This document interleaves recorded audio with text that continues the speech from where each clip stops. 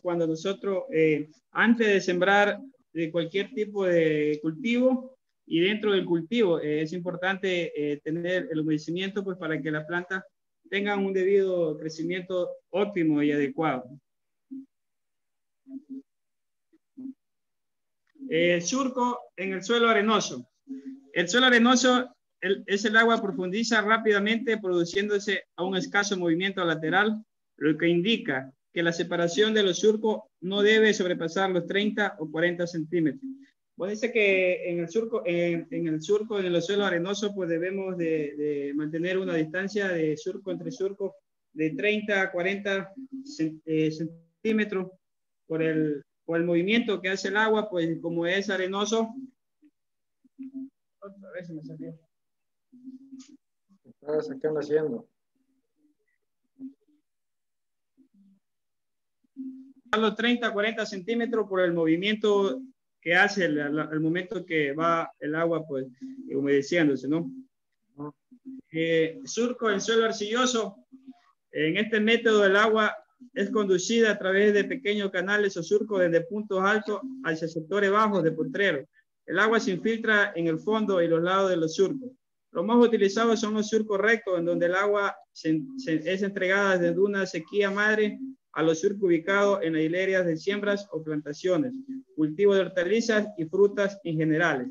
Bueno, aquí dice que el surco debe ser más ancho la longitud. Debe ser más ancho la longitud porque para que pueda el espacio quedar todo bien húmedo, como es el suelo arcilloso, pues no hay ningún inconveniente, ¿no? En la evapotranspiración, la evapotranspiración se define como la pérdida de humedad de una superficie por evaporación directa, junto con la pérdida de agua por transpiración de la vegetación, que se expresa en milímetros por unidad de tiempo. Bueno, la evapotranspiración consiste desde el momento que nosotros empezamos a hacer el sembrío, ¿no?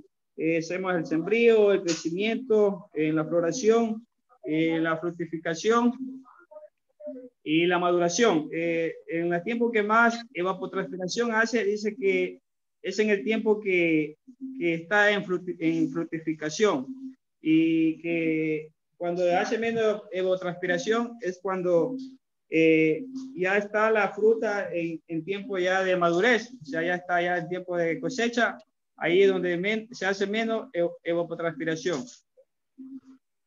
Bueno, ese era mi tema, ingeniero, que me tocó a mí. ¿Ya terminó? Sí. Ahí nomás. Sí, eso nomás era el mío. Ya, bueno. Pues le faltó la presentación nomás. No, ya estaba ahí listo ya. Ya, bueno. Como el compañero nos indicó, ¿no es cierto?, que el humedecimiento del suelo, obviamente dependiendo la textura y estructura de los suelos, va a variar, ¿no es cierto? Entonces ahí tenemos suelos de textura arenosa, donde la profundidad obviamente de humedecimiento va a ser un poco más rápida, ¿cierto? Debido a que la textura permite rápido la filtración. Mientras que en suelos ya de capa tipo media o de tipo fina, como francos arcillosos o arcillosos, ya obviamente ahí tendremos mayor facilidad, ¿no es cierto?, de movimiento del agua. Entonces ahí incluso había una gráfica que no nos pudo compartir el compañero, pero ahí se expresa más o menos las profundidades en centímetros, ¿sí? Y cómo el agua se mueve, digamos, en qué sentido, ¿sí? De acuerdo a la textura. Entonces es importante eso considerar, ya para que tengamos nosotros un buen manejo de la siembra, sobre todo para la germinación, ¿no es cierto?, de estas semillas. Ya, el agua que se aprovecha o que se almacena directamente sobre el suelo, nosotros, como indicó el compañero, vamos a considerar también las vías de pérdida. Y esas vías de pérdida son como nombró ahí el compañero, la evaporación y la transpiración. Entonces, eso va a permitir, ¿no es cierto?, que dependiendo si hay un exceso o si hay una falta de agua, pues igualmente nosotros vamos a poder conocer o poder valorar esta práctica, ¿sí? En base al consumo, digamos, o en base a la evapotranspiración, perdón, ¿ya? Entonces, eso va a ser influenciado principalmente por el clima, por la luz solar, ¿no es cierto?, que está reflejada de acuerdo al suelo, también hablábamos del color del suelo, ¿no es cierto? Inclusive si hay mucha presencia de aire o de viento, todo eso va a influir sobre el mantenimiento de la humedad en este suelo. Entonces, nosotros vamos a caracterizar y vamos a ir evaluando cada punto, ¿sí?, de lo que estamos palpando, lo que es textura, lo que es estructura, si es que hay o no hay permeabilidad, si es que hay, digamos, una falta de penetración del agua. Entonces, todo eso vamos a ir evaluando, ¿ya? Y eso es lo que más o menos nos explicó también en la presentación Hugo, ¿sí? Una consideración que también hay que tomar en cuenta es que cuando ya tenemos la presencia o cuando ya existen frutos en el cultivo, ¿no es cierto? Cuando ya se encuentran madurando, que está próximo a la cosecha, se deja de regar, ¿sí? Entonces ahí ya vamos a ver que el agua se va a mantener porque ya se disminuye la evapotranspiración, esa palabra no. ¿Ya? Entonces se va disminuyendo debido a que el agua aprovechable que tenemos o el agua disponible que tenemos en el suelo, sí, se va a ir agotando poco a poco. Entonces esto debemos también considerar, ¿sí? Hasta ahí creo que le correspondía a Hugo. De ahí tenemos ya la parte de la lámina de riego, ¿no es cierto? ¿A quién le corresponde la lámina de riego? Doctor, buenas noches. A Jonathan Quimita le tocaba antes de Hugo el agua y la raíz. Ah, a ti te tocaba antes. Ya, entonces, Sí. pásanos tu presentación, por favor, antes que nos pasemos más.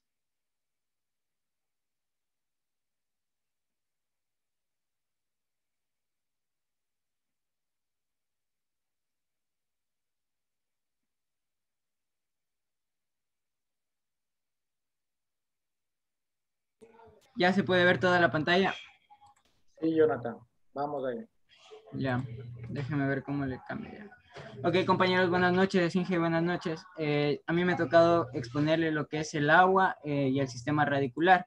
Como nosotros hemos venido hablando sobre el tema del agua en sí conforme a la planta, tenemos que tener en cuenta ciertas características.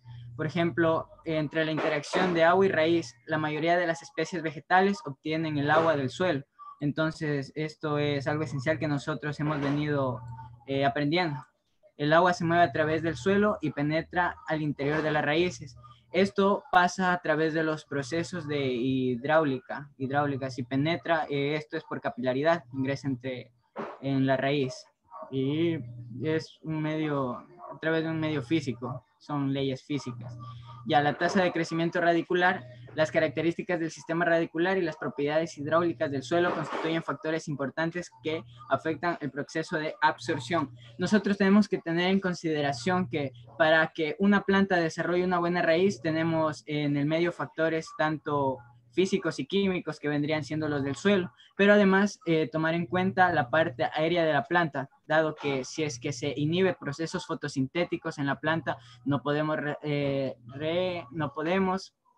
mantener una raíz buena, o sea, la planta no se va a desarrollar hacia la parte interna. Tenemos que tener en cuenta ese dato. Ya, este es un dato agronómico, ¿no? La profundidad pedicular también se le dice al sistema radicular, promedio de los principales cultivos, como ustedes pueden ver aquí en el cuadrito que está al lado izquierdo, tenemos cultivos de importancia agronómica como la caña de azúcar, el ají, la alcachofa, la alberja, el algodón, el apio, la gran parte de hortalizas, lechuga, maíz dulce, maíz grano, melón nabo. Entonces aquí tenemos las profundidades a las que deberían estar las raíces de cada uno de estos cultivos cuando el cultivo se encuentra en una edad ya adulta, por decirlo así. Aquí podemos ver este ejemplo, valores promedio al momento de la madurez del cultivo, cuando se han desarrollado en suelos. Esto es como una recomendación que tendría que tener para que el cultivo tenga este promedio de profundidad de raíz. Los suelos tienen que ser profundos, permeables y bien drenados, lo que hemos venido hablando. Perdón, Jonathan, que te corte. Estos son valores de referencia, ¿no es cierto? Que si nosotros consideramos evaluar en tales cultivos como los que se enumeran aquí o se puntualizan, por ejemplo, tenemos el pasto. El pasto dice una profundidad de 0,40 a 0,90 sus raíces, ¿verdad?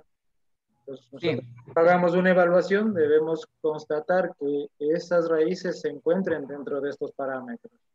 ¿Sí? Entonces, esto nos va a servir para hacer una evaluación.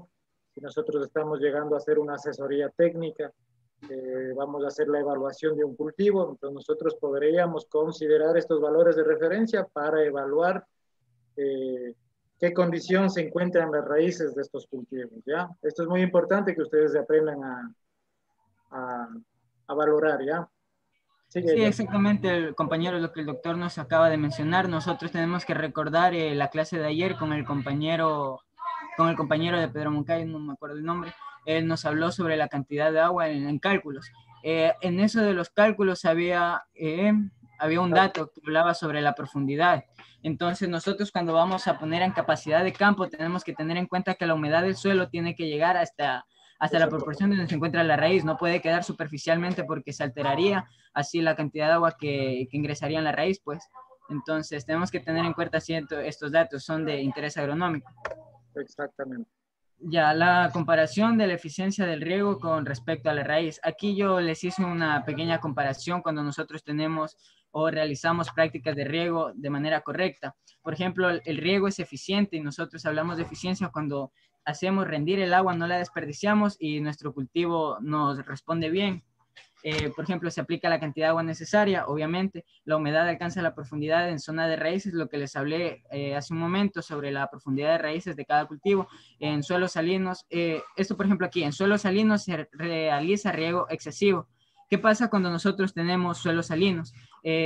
Nosotros tenemos que hacer un riego excesivo debido a que de esta manera hacemos que se laven las sales, los minerales que no queremos que estén ahí obstruyendo tal vez a otros minerales que le estemos adicionando a su vez en el riego. Cuando tenemos dosis altas de concentración de sales en el agua de riego, ahí también tenemos que realizar un riego excesivo. ¿Por qué? Porque no podemos permitir que se sature el agua. Entonces nos haría una capa ahí de saturación y sería un poco difícil para las plantas absorber los minerales. Entonces nuestro riego es eficiente cuando existe un exceso en el riego, ocasiona problemas de respiración pedicular. Como les dije hace un momento, nosotros hacemos el exceso de riego solo en estas ocasiones, cuando tenemos suelos salinos, y eso también viendo qué tipo de cultivo tenemos en nuestra plantación y cuando las dosis de los productos que vamos a emplear en el riego son altas. Como les dije, acá ineficiente cuando existe un exceso de riego, cuando existe un desperdicio de agua por exceso de riego y lavado de nutrientes, y cuando el suelo tiene un pH fuera del promedio óptimo. Tenemos que también tener en cuenta esta propiedad química del suelo. Cada vez que vayamos a hacer un riego, nosotros tenemos que saber los valores en los que estamos trabajando para que así la planta pueda realizar todos los procesos químicos conforme al suelo, capacidad de intercambio catiónico y cambio de elementos y toda la cuestión que sucede dentro. Ya, como conclusiones entre el agua y la raíz es que las plantas son un 90% agua. El agua es transportada por toda la planta de manera casi continua para mantener sus procesos vitales funcionando. Cuando el suelo se seca, el crecimiento de las raíces disminuye, mientras que si el suelo está saturado con agua, las raíces podrían ahogarse. Siempre tenemos que tener en cuenta suelos bien drenados y también que no existe un déficit hídrico. Un pequeño mensaje: el agua es la fuerza motriz de toda la naturaleza. Nosotros como agrónomos deberíamos hacer conciencia acerca del tema del agua, y más ahora que no sé si todos los compañeros tal vez estén con la noticia que está sucediendo ahorita en la bolsa de valores de Wall Street, de lo que es hacia todo el mundo, independientemente de lo que sea, le afecta. Estamos hablando de que ya le están poniendo precio al agua. Entonces, si es que el agua llega a cobrarse, eso, así sea cualquier persona que tenga su fachada, y eso le afectaría, ya sea agricultores o cualquier tipo de productor. Muchas gracias. Muy bien, Jonathan, gracias. Ya, Doc.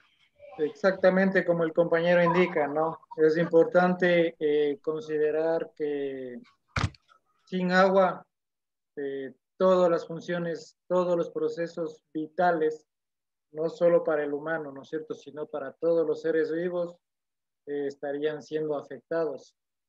Y hoy más que nunca ya se está hablando, como dice de la noticia, de que ya el agua está entrando en la bolsa de valores como una cotización de un precio en un futuro.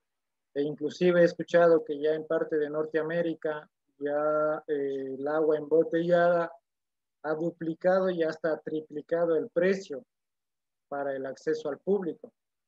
Entonces imagínense cómo esto va a ir creciendo día a día y cómo se va a ir afectando la agricultura, y no solo este tema en el campo, sino que a nivel mundial el agua pues es importante para la subsistencia, ¿no es cierto?, para todos. Entonces, si esto se llega, imagínense, a privatizar o se llega a cobrar en todo sentido, esto sería un caos. Esperemos que se logre llegar a buenos acuerdos, a buenas medidas para que esto no pase más bien, ¿sí? Porque se habla incluso de las guerras del agua en un futuro, pero no sé qué mismo pase, ¿no es cierto? Pero tenemos que considerar que este es el recurso más valioso y lo debemos cuidar en todo sentido, ¿sí? Inclusive, no sé si han visto ustedes que hay ciertos videos en YouTube en donde ustedes pueden hacer la siembra del agua. No sé si han visto. Hay técnicas que fueron descubiertas por ciertos monjes, ¿sí?, de los Himalayas. Entonces estos monjes se dieron cuenta que cuando ellos iban a hacer ofrendas o se iban a hacer oración en los montes, ¿sí?, en las partes altas, en los campos, ellos dejaban sus ofrendas, que en ese tiempo era la sal y el azúcar. Y al depositar en el suelo continuamente estas ofrendas, que ellos eran como un pago, un tributo que hacían hacia la tierra, se dieron cuenta que al pasar el tiempo, donde ellos depositaban sus ofrendas, comenzaba a brotar agua.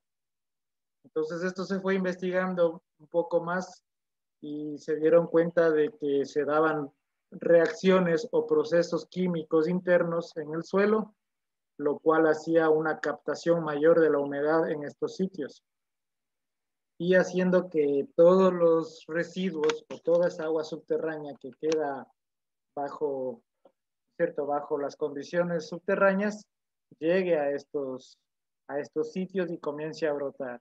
Y es así que se han originado ciertos yacimientos o ciertos ojos de agua, como se conoce normalmente, y que es una técnica que ahora se está practicando mucho en Perú, en Colombia. Aquí en Ecuador no se ha escuchado mucho, pero deberíamos también intentar, ya que no es una técnica que implica mucho gasto, pero que no se perdería nada en intentar hacerlo, ¿sí? Entonces, Ingeniero, disculpe, ¿eso no sí, sería un método, una forma de capilaridad del agua, de que sube de la parte inferior de la tierra, de donde está el agua, empieza a subir? ¿No se llama capilaridad eso? se puede considerar un principio de capilaridad, pero existe un poco más ahí de procesos que les voy a tratar de subir un videito en el aula para que ustedes puedan revisar, ¿ya? Pero Ya, sí. si hay más curiosidad, ustedes saben que también hay bibliografía y hay más trabajos, igualmente hay videos demostrativos que ustedes pueden considerar para que aprendan esta técnica, ¿no? Que yo también la estaba investigando y hasta yo mismo creo que voy a hacer una réplica de estos procedimientos para ver si logramos captar algo. ¿Sí? Gladys, ¿está pidiendo la palabra? Está la manito ahí. Ya, bueno. Listo, entonces, muchas gracias, Jonathan. Sí, importante tu exposición. Gracias a ustedes por prestar atención. A ver, ¿a quién le corresponde la siguiente? La lámina de... ¿Qué más? A mí, doctor, buenas noches. Hola, Cristian, ¿cómo vamos? Ya le voy a compartir la pantalla. Sigue alzado mi mano, Inge. No, ya está bien.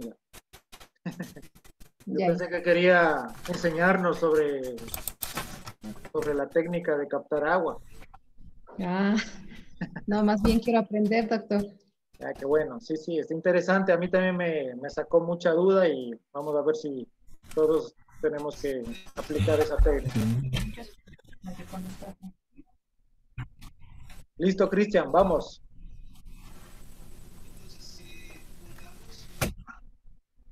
Ya. Bueno, doctor, buenas noches, compañeros, buenas noches. Les voy a hablar sobre lo que es el cálculo de la lámina de riego. La lámina de riego dice que es el espesor de la capa de agua con que una superficie de la tierra supuestamente a nivel quedaría cubierta por un volumen de agua.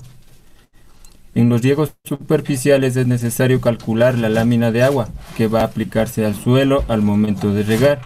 Es necesario conocer el valor de las constantes hídricas. Bueno, aquí está un ejemplo, un ejercicio en el que se basa en el cultivo de un suelo con capacidad de 20% de contenido de humedad en el suelo, un punto de marchitez permanente del 9.2 y el agua por probable sería a lo que es una resta, le restamos a lo que es la capacidad de campo el punto de marchitez permanente y nos da un resultado de 11.1%. Bueno, estas constantes también nos dio a conocer en una exposición un compañero el día de ayer y es similar igual en este ejercicio. En las hortalizas dice que se recomienda que una vez que el cultivo haya consumido el 50% del agua por hagamos el proceso de riego, volvamos a regar. Entonces, sí, entonces al 11.1 que sacamos como resultado de la resta de capacidad de campo con punto de marchitez permanente, entonces nos daría el 5.5%. Bueno, aquí está lo que sería la fórmula para calcular la lámina de riego. Dice que la lámina de riego es igual al 50% de agua aprovechable por densidad aparente y por la profundidad de raíces. Entonces, en este cultivo de lechuga dice que la profundidad de raíces sería de 40 centímetros. La densidad aparente de un suelo franco es del 1.4. Bueno, aquí le calculamos lo que el 5.5 dividido para 100. Entonces, como habíamos calculado en la parte de arriba, que al dividimos para el 50% del 11.1, entonces le dividimos esta cantidad para 100, multiplicamos por lo que es la densidad aparente y por la profundidad de raíces y nos da un resultado de 3.08 centímetros de agua. Por lo tanto, el cálculo del volumen de agua para una hectárea se realizan con los siguientes datos. Bueno, todos sabemos que una hectárea equivale a 10.000 metros cuadrados. La lámina de riego, como ya tuvimos el resultado, que sería 3.8 centímetros, para transformarle a metros cuadrados, le dividimos para los 1.000 metros cuadrados, a lo que equivale a una hectárea. Entonces el volumen de agua vendría a ser los 1.000 metros cuadrados por 0.308, que equivalía a la lámina de riego, y nos da como resultado 308 metros cúbicos de agua. Bueno, aquí como conclusión, en todo método de riego se considera la eficiencia del uso de agua, por cuanto no la humedad es absorbida por el suelo, pues hay escurrimiento, filtración, evaporación, etc. Y la eficiencia de la aplicación depende del diseño del sistema de riego, y en los surcos de lechuga se considera el 50% de eficiencia de aplicación, o con la mitad de las pérdidas, como lo habíamos mencionado al principio.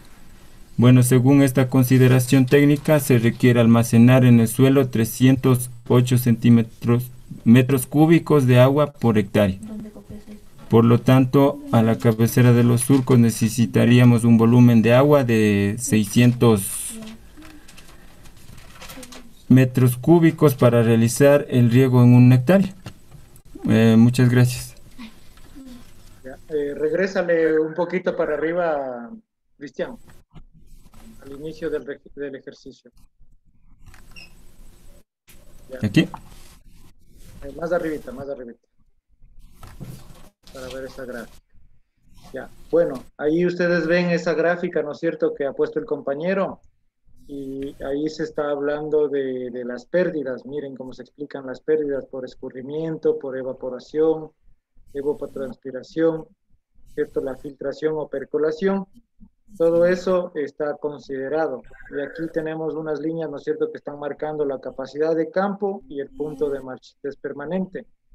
Entonces nosotros tenemos que, mediante el riego, hacer que, ¿no es cierto?, dentro de la capacidad de campo y entre el punto de marchitez permanente exista agua disponible o agua aprovechable, ¿cierto? Entonces para eso es lo que nosotros consideramos hacer este cálculo.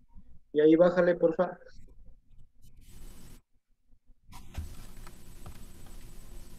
Ya, entonces, ayer, no me acuerdo quién fue el que expuso, nos ayudaban, ¿no es cierto?, con los valores, que eran ciertos valores constantes que nosotros podíamos tomar como referencia, dependiendo los tipos de suelo. ¿Sí? Entonces ahí teníamos una capacidad de campo, teníamos el porcentaje de marchitez permanente, que nosotros podemos tomar como referencia de esos datos que se les compartió o que ustedes tienen disponibles en el PDF. La diferencia de la capacidad de campo con el punto de marchitez es lo que queda, ¿no es cierto?, es del agua disponible.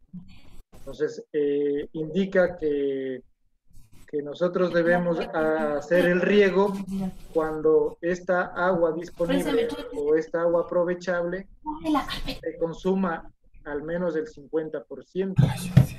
O sea, si se calculó que 11.1 era el agua disponible, entonces si el 50% sería 5.5%. ¿Ya? Bájale, por favor. Volvemos a recapitular esto. Bájale, Cristian. Ya. Entonces ahí nos presenta la fórmula, ¿sí?, en la cual explica que para obtener la lámina de agua, ¿cierto?, sabiendo que ya se consumió el 50% de esa agua aprovechable, nosotros lo vamos a multiplicar por la densidad y por la profundidad, que también son datos que ustedes tienen, ¿no es cierto?, como referencias. O sea, estos datos no les piden que calculen porque estos datos ya están obtenidos y ustedes los tienen como referencia. Igualmente la profundidad que acabó de explicar Jonathan, ¿no es cierto? Teníamos, por ejemplo, para la lechuga dice que la profundidad de las raíces debe ser entre 40 centímetros. Entonces, a esta distancia es lo que se debe llegar para que el agua se encuentre disponible, ¿no es cierto? Entonces, reemplazando valores, en un suelo franco dice que la densidad es de 1.4 y la profundidad obviamente los 40. Entonces, lo multiplicamos por 100, ¿por qué? Lo dividimos por 100 para convertirlo en porcentaje, ¿no es cierto? Porque aquí está hablando del 50%. Entonces, tenemos que 5.5 dividido por 100 y por 1.4, que es la densidad, y por 40, que es la profundidad. Nos da 3.08 centímetros de agua. Esa es la lámina de agua calculada, ¿cierto? Ahora, si el cálculo es para 1 hectárea, sabemos que la hectárea tiene 10.000 metros cuadrados, la lámina obtenida fue de 3.08 centímetros, y si la dividimos para estos 10.000 metros cuadrados, nosotros vamos a obtener este valor en metros, que vendrían a ser los metros cúbicos que nosotros tendríamos que, ¿no es cierto?, valorar o considerar para hacer el riego. ¿Ya? Entonces, multiplicando nuevamente los 10.000 por el 0.0308, nos viene a dar los 308 metros cúbicos de agua, que es lo que necesitaría esta lechuga. ¿Ya? Así, con cualquier cultivo, ustedes pueden ir reemplazando nada más. Entonces, por ejemplo, si aquí le ponemos una berenjena, por ejemplo, nosotros vamos a valorar en el cuadro que nos compartió Jonathan, cuál es la profundidad de la berenjena, por ejemplo. Y reemplazamos. Y digo, si voy a sembrar berenjena en un suelo arcilloso, entonces yo busco la densidad aparente para un suelo arcilloso. O si es suelo franco mismo, mantengo, pues, si es que es para el suelo franco, esta misma densidad, ¿no? O si es un suelo arenoso, pues igual reemplazamos el valor. Y esto es fácil simplemente de ir cambiando y reemplazando valores. Ya, bájale, por favor.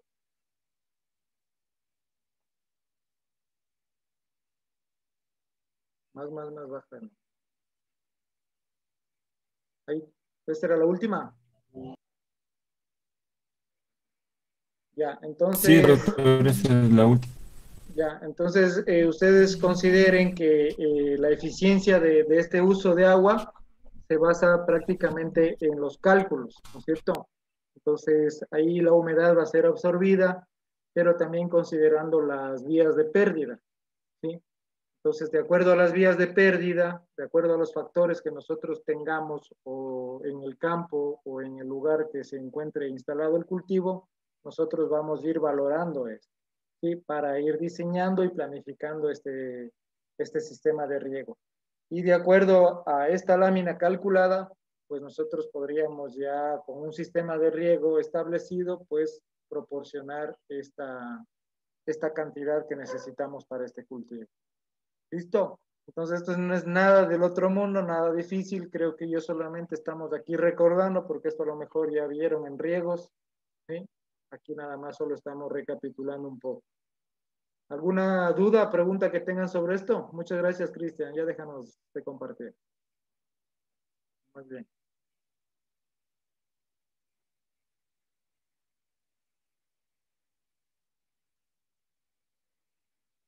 ¿Sí está entendido esto? Cristian, déjanos de compartir, porfa, ¿ya? Y que se aliste el siguiente.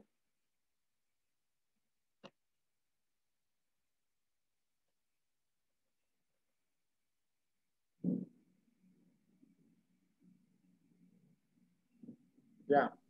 Entonces estamos comprendido la lámina de agua, ¿no es cierto? Cómo hacer el cálculo. Recuerden que ustedes tienen todas esas fórmulas, todos esos datos, y ustedes simplemente tienen que reemplazar. Así que ya en la práctica ustedes tendrán que a lo mejor volver a revisar estos datos para que puedan ejecutar el cálculo preciso dependiendo la especie o cultivo que tengan, ¿sí? Bueno, si no hay más preguntas, vamos con la siguiente exposición. ¿A quién le toca? ¿O ya están todos?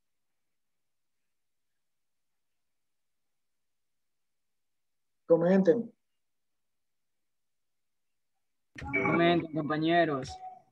Creo que están todos, Doc. Ya, todos los que se les dio tema ya están. No le veo a ningún lado a Miguel, a los que faltaron de tema. ¿Quién le faltó tema? Eso. Eliseo sí dio, ¿Aló? Rodolfo sí dio. Doc, Eliseo ¿me sí dio. escucha? A mí me Rodolfo. faltó tema.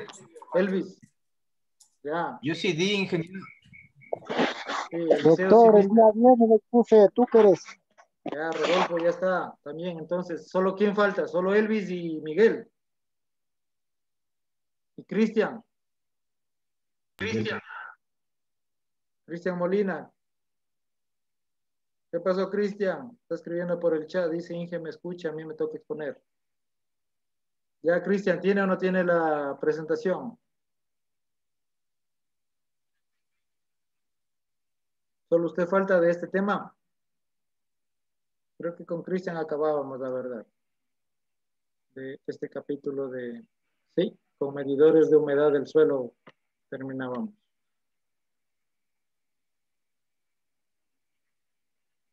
Cristian, ¿está ahí o no? ¿Tiene la presentación? ¿Cómo estamos?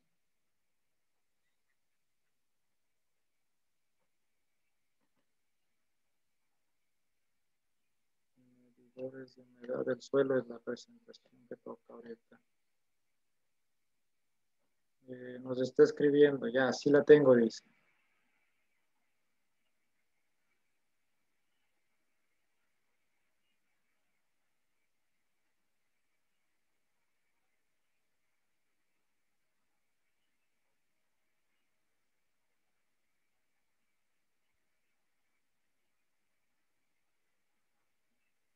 ¿Qué pasó, Cristian? Puta Gladys, cuidado, le come ese animal.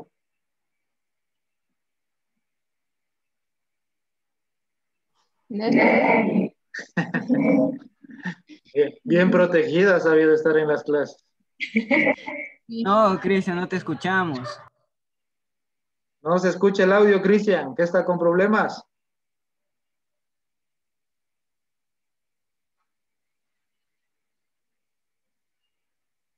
¿Qué dice? No se escucha el audio, Cristian.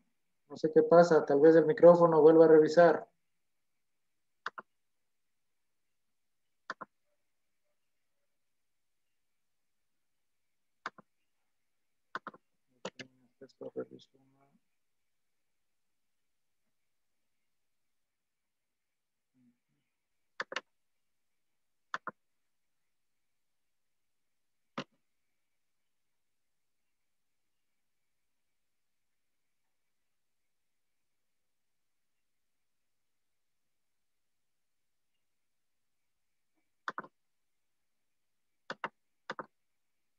No se escucha nada, Cristian. Está activado el micrófono, pero no me escuchan, dice. Que reinicie el Zoom. Cristian, desconéctate y vuelve a ingresar. A ver si es algún tema de conexión o algo. Ya, hasta eso vamos a ir comentando un poco del siguiente capítulo. ¿Sí? Bueno, Cristian nos va a hablar un poco sobre la parte que falta de medidores de humedad del suelo nada más. ¿Sí? Entonces, vamos a esperar a ver si soluciona el problemita. Si no, de lo contrario, pues le damos chance para que vuelva a exponer el día viernes en tal caso. ¿Sí? Porque no es mucho lo que él igual tiene que exponer. Ahora ya entrando al tema de manejo de suelos, ¿sí? Y fertilización, ¿no es cierto? Ustedes ya tuvieron una asignatura completa de manejo de suelos y fertilización, ¿verdad? Creo que recibieron esta materia con, no sé con quién recibieron, quién les dio. Creo que el ingeniero Rodríguez, tal vez. ¿Sí? Sí. Ya, entonces, ¿qué entienden por manejo de suelo y conservación de suelos? A ver. ¿Quién interactúa? A ver, como agroecólogos, ¿qué debemos nosotros nomás concientizar o considerar en el manejo de los suelos? Tener unos, tal vez buenos, o sea, microorganismos que descompongan la materia orgánica, o sea, tener todo ese ciclo. Ya, Primero, o sea, y aparte tener la parte forestal para que sea la que agrega estos componentes. ya. ¿Qué proporcionan los microorganismos al descomponer la materia orgánica? ¿Qué están proporcionando en el suelo o a las Nutrientes. plantas? Nutrientes para planta. Exactamente, ¿no es cierto? Los nutrientes. Entonces, la idea de hacer un manejo del suelo es mediante estas técnicas o mediante la aplicación de los conocimientos, tratar de nutrir las plantas adecuadamente, ¿no es cierto? Para que todos los rendimientos sean eficientes, ¿no es cierto? Entonces, ustedes saben que desde la antigüedad ya se vino haciendo trabajos o se vino aplicando técnicas para concientizar o mejorar la labor o el trabajo que se viene haciendo con las plantas, ¿cierto? Y es ahí cuando nosotros actuamos, ya sea por medio de abonos orgánicos o a su vez también con los conocidos fertilizantes químicos, ¿sí? Entonces, ustedes saben que dentro de las primeras etapas, ¿no es cierto?, desde la antigüedad, o sea, los chinos, los griegos, los romanos, que fueron los papás, ¿no es cierto?, de toda la evolución, digamos, de todos los conocimientos, data que el primer abono, ¿cuál era el primer abono que se consiguió?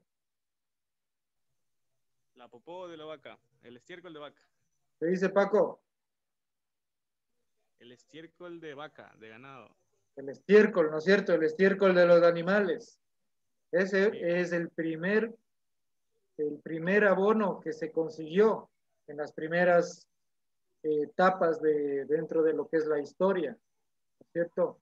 Entonces eso fue utilizado y a partir de eso se fue evolucionando un poco más, ya usando otros materiales como por ejemplo la ceniza que se obtenía de las fogatas, ¿cierto? Los huesos que se obtenía de los animales que a lo mejor están en descomposición o de los que se cazaba, ¿cierto? Inclusive los pescados o algunos materiales que poco a poco ellos fueron conociendo y se dieron cuenta que al ser agregados o al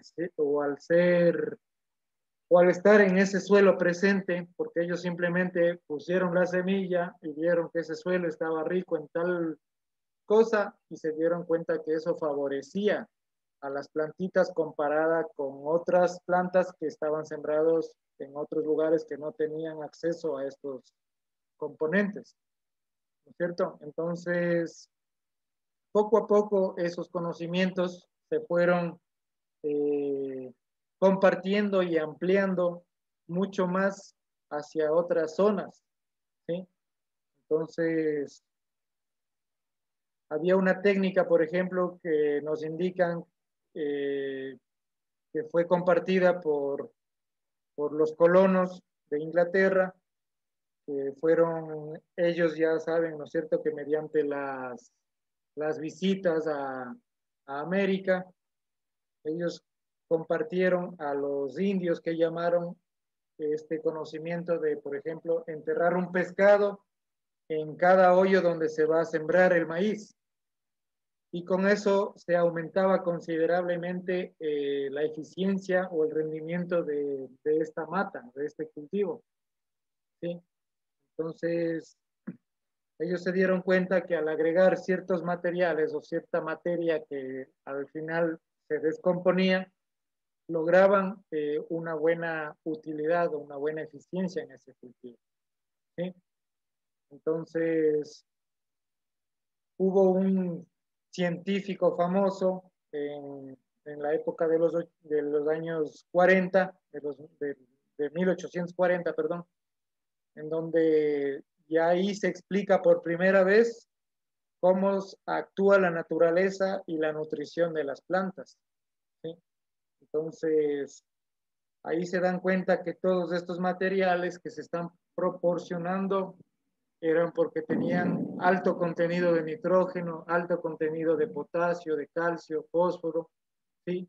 Que eran importantes o que la planta necesitaba, ¿no es cierto?, para mejorar su resultado. Entonces, ahí es que se van, con más investigaciones, se van creando las leyes ¿no es cierto?, que ustedes a lo mejor ya conocieron y que a lo mejor vamos a volver a recapitular, que son las leyes de la fertilización. Y ustedes me pueden indicar de cuál ley se acuerdan. ¿Qué leyes nomás vieron de la fertilización ustedes? ¿Cuáles compartió el ingeniero? Ley del mínimo, ley del máximo. Exacto, ¿no es cierto? Las que más se acuerdan así fácilmente, la ley del máximo, la ley del mínimo, todas esas que nosotros vamos a ir puntualizando más adelante, ¿sí? Entonces, cualquier deficiencia de estos elementos va a afectar a los otros componentes también, limitando así el rendimiento de esta cosecha, ¿cierto? Entonces vamos a ir conociendo, y déjenme ver una presentación que yo tengo para compartirles.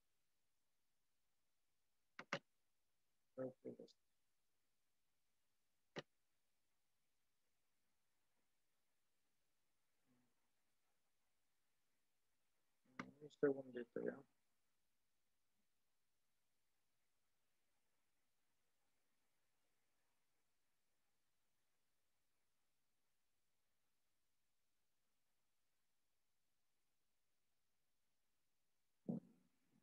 Bueno, vamos a iniciar con una presentación básica.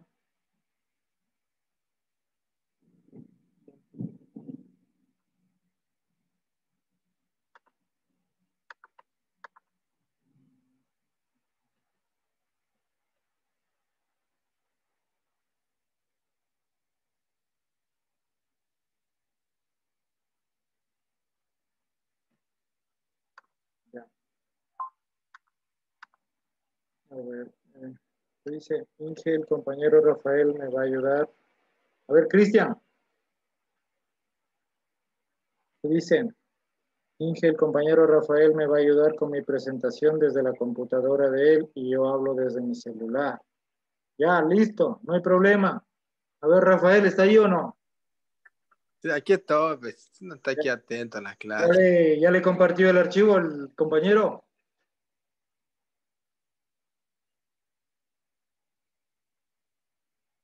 Cristian, ahora, Sí, a sí, ver, ya voy a abrir Ahí me desde escucha, la Inge. computadora. Ya, listo, Cristian. A ver, ahí sí le escuchamos. Y Rafael que le ayude con la Ya, Inge, disculpará, presentación. Ya. lo que pasa es que mi lacto está con problemas, está fallando. Ya, no te preocupes. La cuestión es darse los modos, ¿no? Cuando se quiere, se puede. Dice. Claro, Listo. eso es lo Ya, bueno de tener buenos compañeros. a ver, Exactamente. compartir pantalla.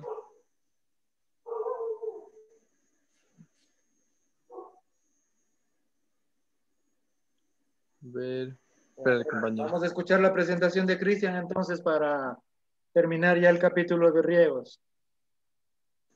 Bueno, buenas noches, doctor, buenas noches, compañeros. El tema que me ha tocado a mí es medidores de humedad del suelo.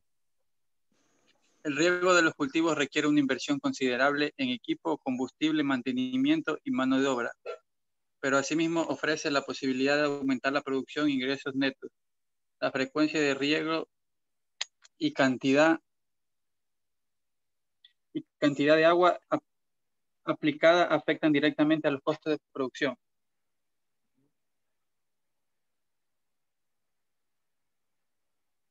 Diga Rafael, no se duerma. Ya que se duerme. Pase de diapositiva, Rafael. Espera. Era Es que se abrieron tres que le al mismo ponga en tiempo. grande, pues.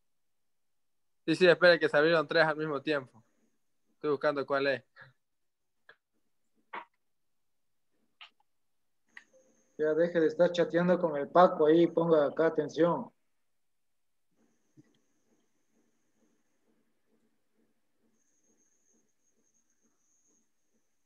Ya, ahí sí, ya. De ahí ya. Hazle Ahí más ya. grande si puedes. Eso. Ahí está ya. Ya, Desde vamos, ahí. Cristian. Bueno, ahora sí. el fin de los medidores de humedad, para este fin existen diversos métodos y dispositivos que se han usado con éxito variado. El más práctico y menos exacto es que se basa en el aspecto del suelo con varios niveles de humedad cuando se aprieta firmemente en la mano. Además, los dispositivos que han mostrado ser más 168 prácticos para uso en el campo son los tensiómetros y los medidores de resistencia eléctrica, los cuales son tensiómetros. Es básicamente un tubo sellado lleno con agua. En un extremo tiene una cápsula de cerámica porosa y en el otro un manómetro o medidor de vacío. El tubo se instala en el suelo con la punta de cerámica a la profundidad deseada y el manómetro a cierta altura sobre la superficie. Aquí en estas gráficas podemos observar los tensiómetros y lo cual cómo se usan en el suelo. En esas dos gráficas. Así que, compañero, por favor. ¿Cómo es la interpretación de lecturas? En tensiómetros. Las lecturas del tensiómetro indican el grado relativo de la humedad del suelo. Las altas indican un suelo seco y las bajas un suelo húmedo. Aquí podemos, en este caso, ver cuáles son las lecturas. Lecturas de 0 a 10 indican un suelo saturado. A menudo tiene lugar 1 a 2 días después de la lluvia o riego. Si las lecturas en este intervalo persisten, las raíces del cultivo pueden sufrir por falta de oxígeno. O sea, nos habla sobre todo sobre los suelos que están compactados. Lecturas de 10 a 20, capacidad de campo. En este intervalo se interrumpe el riego para evitar el desperdicio de agua por percolación y la lixiviación de los elementos nutritivos. Lecturas de 30 a 60 en un intervalo común para iniciar riego. La mayoría de las plantas con sistema radicular a 45 centímetros de profundidad o más no sufren hasta que las lecturas llegan a un intervalo de 40 a 50. Lecturas de 70 o más es un intervalo de falta de agua para la mayoría de los cultivos y los suelos.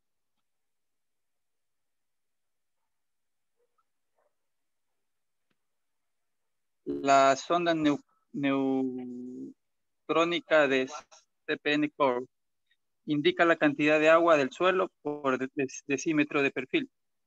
En cualquier nivel de la zona radicular, el procedimiento requiere pocos segundos. Esto sería una sonda pequeña que se baja por un tubo hasta las raíces.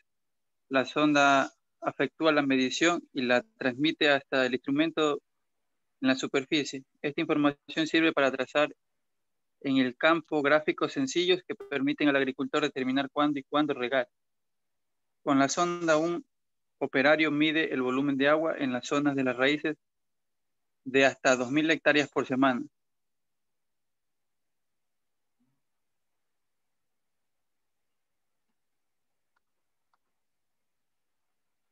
Bueno, aquí en estos gráficos podemos ver como quien dice, el aparatito que se usa para medir.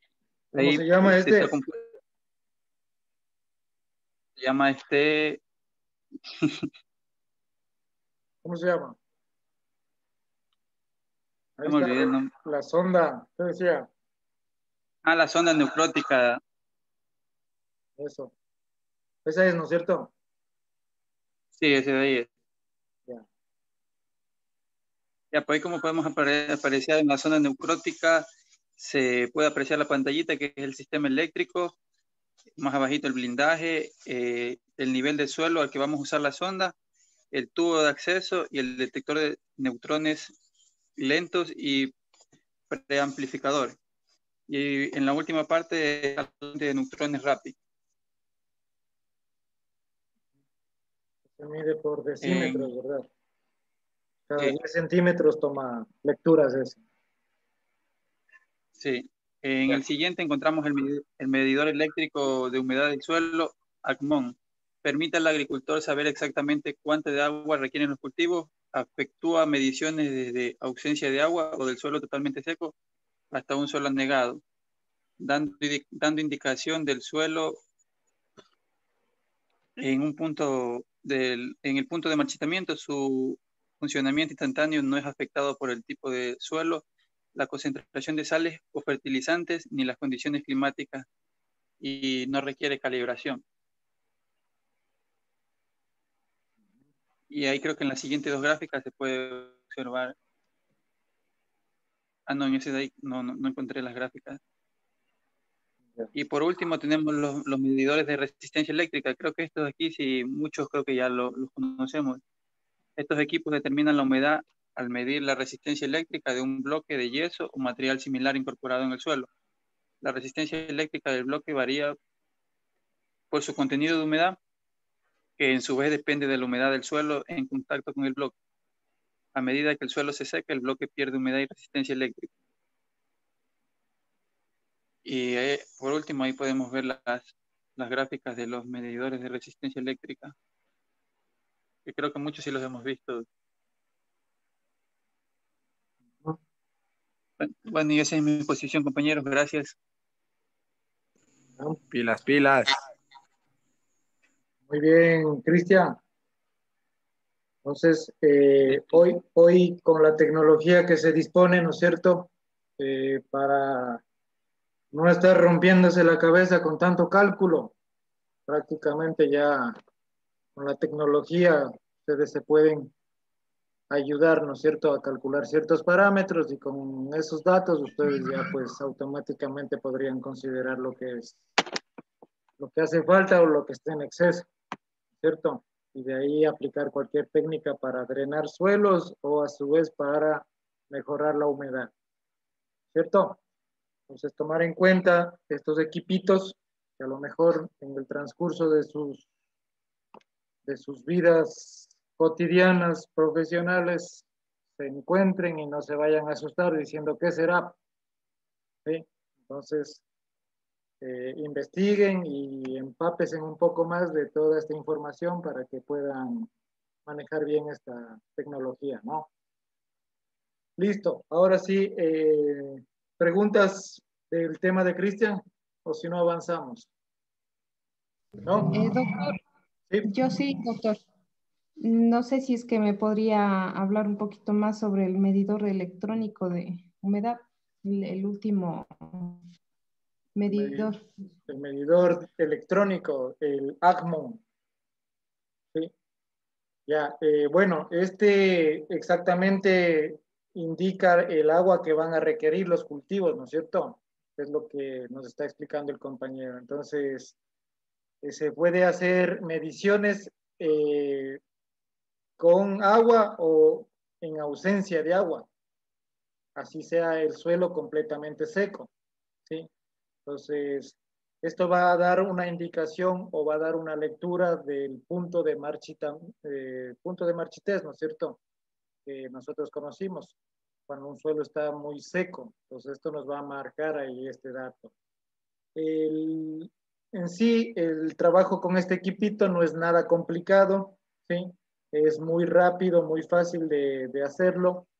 Inclusive nos puede dar datos de la concentración de sales disponibles o fertilizantes que se han aplicado, ¿sí? Entonces, prácticamente son equipos que ya tienen una estandarización de sus lecturas, de sus parámetros. Entonces, simplemente lo que se va a hacer es colocar el sensor en el suelo, ¿sí? Y obviamente una pantallita, ¿no es cierto?, va a dar una indicación de la lectura que está basada en porcentajes, ¿sí? Entonces, esta va a determinar la humedad presente o a su vez si existe o no existe capacidad de campo o punto de marchitez. Entonces, se obtiene un dato de manera, ¿cómo diríamos?, de manera virtual, algo en diferentes dimensiones, ¿no es cierto?, en lo cual se hace un cálculo ya por el software que se tiene. Entonces, esto va a mandar sensores, o sea, por diversos sensores va a mandar la información hacia la pantalla, y se va a considerar esta información. Entonces nosotros vamos a colocar sobre un hoyo cada sensor, ¿sí? Dependiendo la profundidad que nosotros vayamos colocando, puede ser a 5 centímetros, a 10 centímetros, a 15, a 20, para que cada sensor nos bote una lectura. Y luego esa información va a salir o se va a trasladar a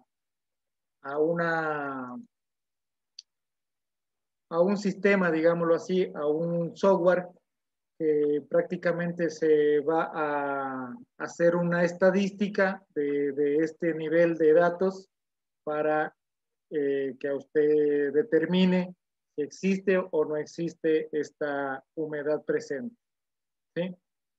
Entonces son fáciles de aplicarlos, muy parecido al otro que nos indicó también, que es como la sonda.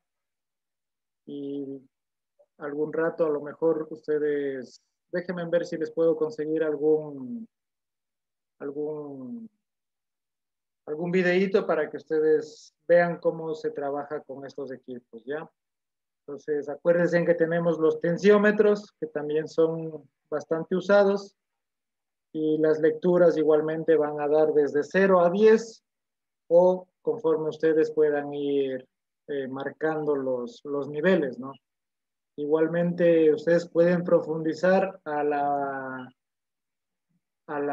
cantidad o al dato que ustedes quieran reflejar para determinar exactamente los niveles de humedad presentes en cada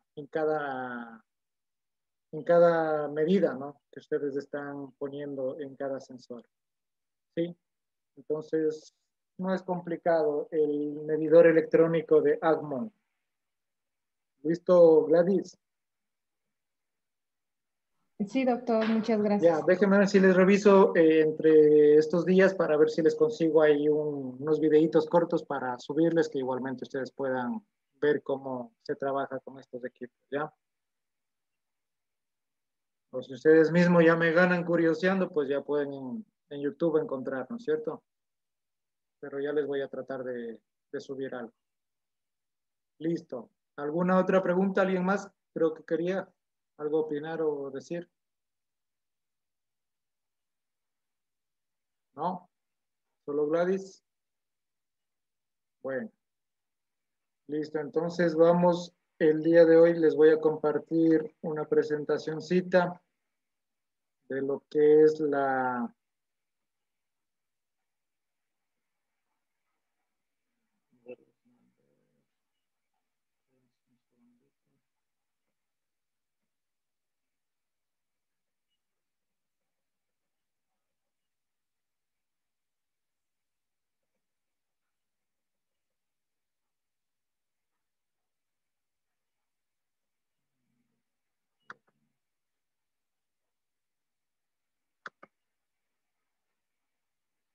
¿Ya se ve?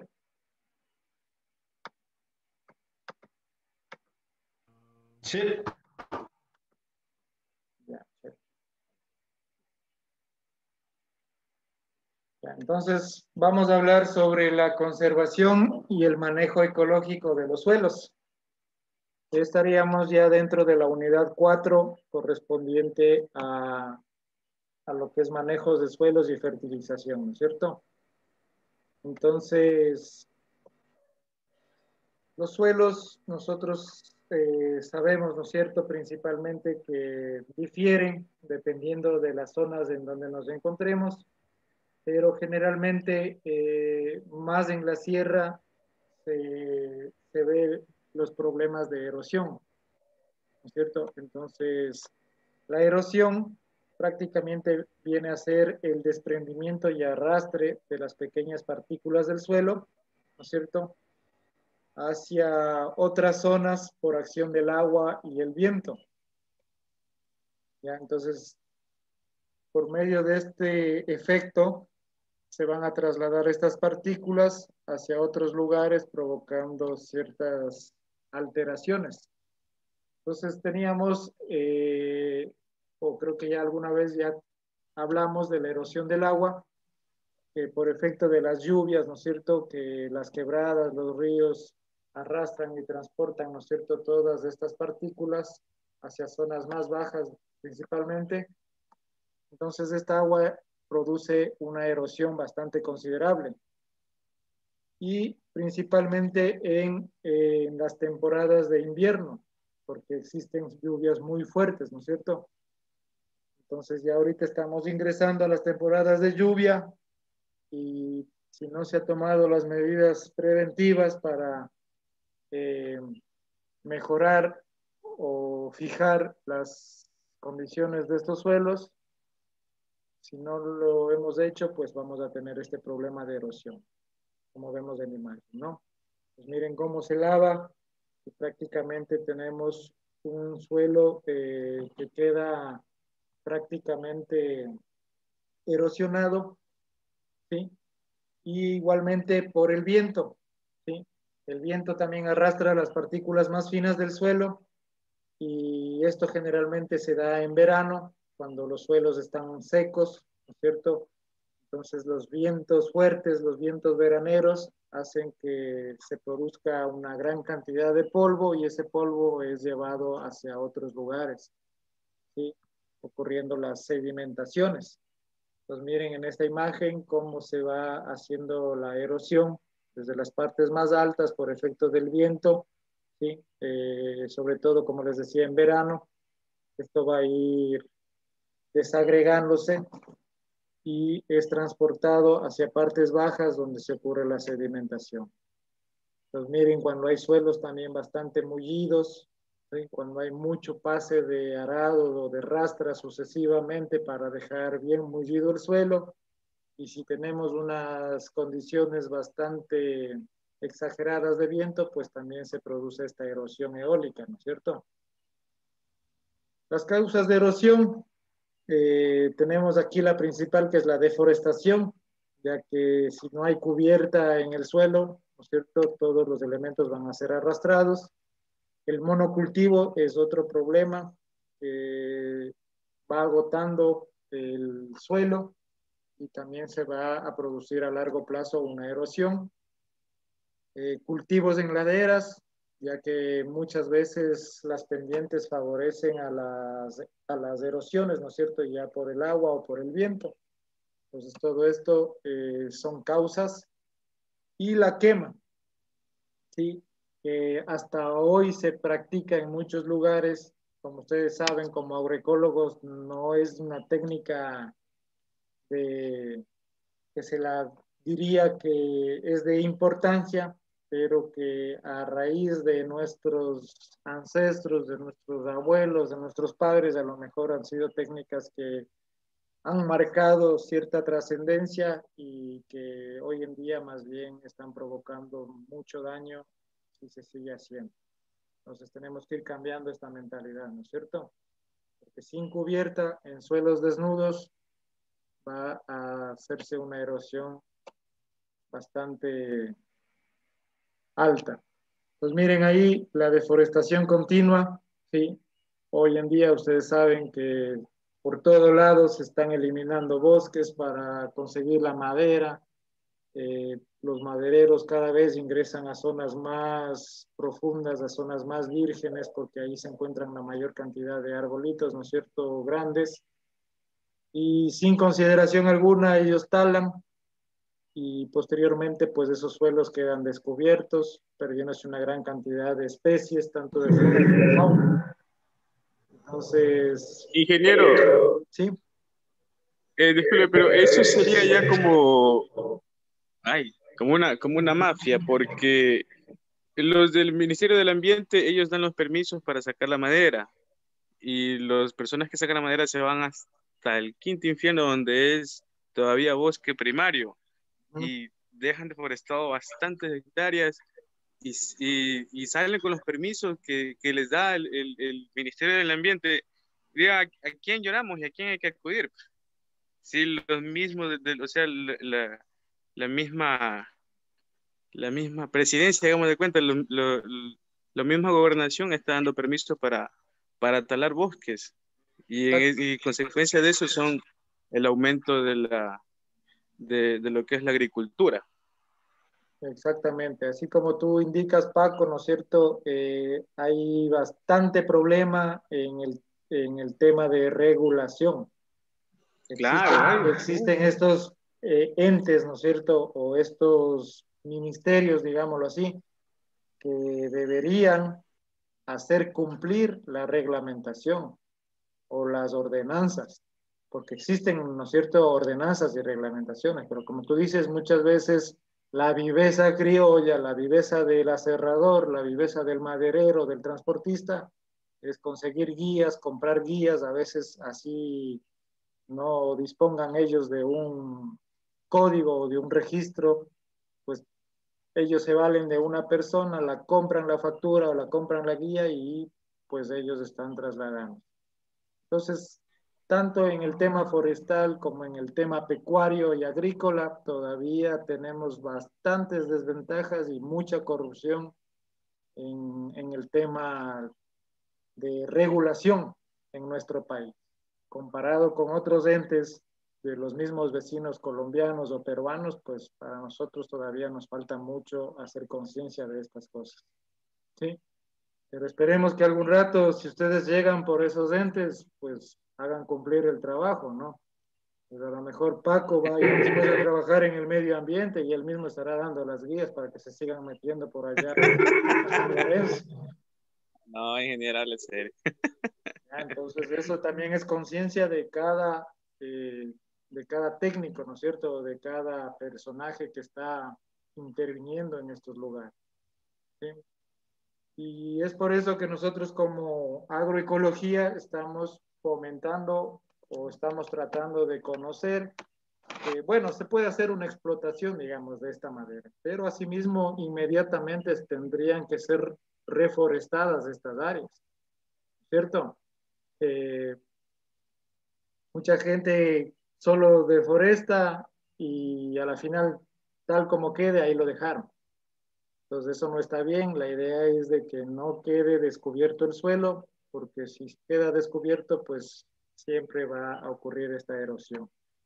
El otro tema de quema, igualmente, ¿no es cierto? Ustedes sí que han viajado para Guayaquil, por ejemplo, ustedes desde la zona de los ríos para allá, ustedes ven que dentro de los bosques de Melina, de Teca, la gente quema, pero como que les pagaran.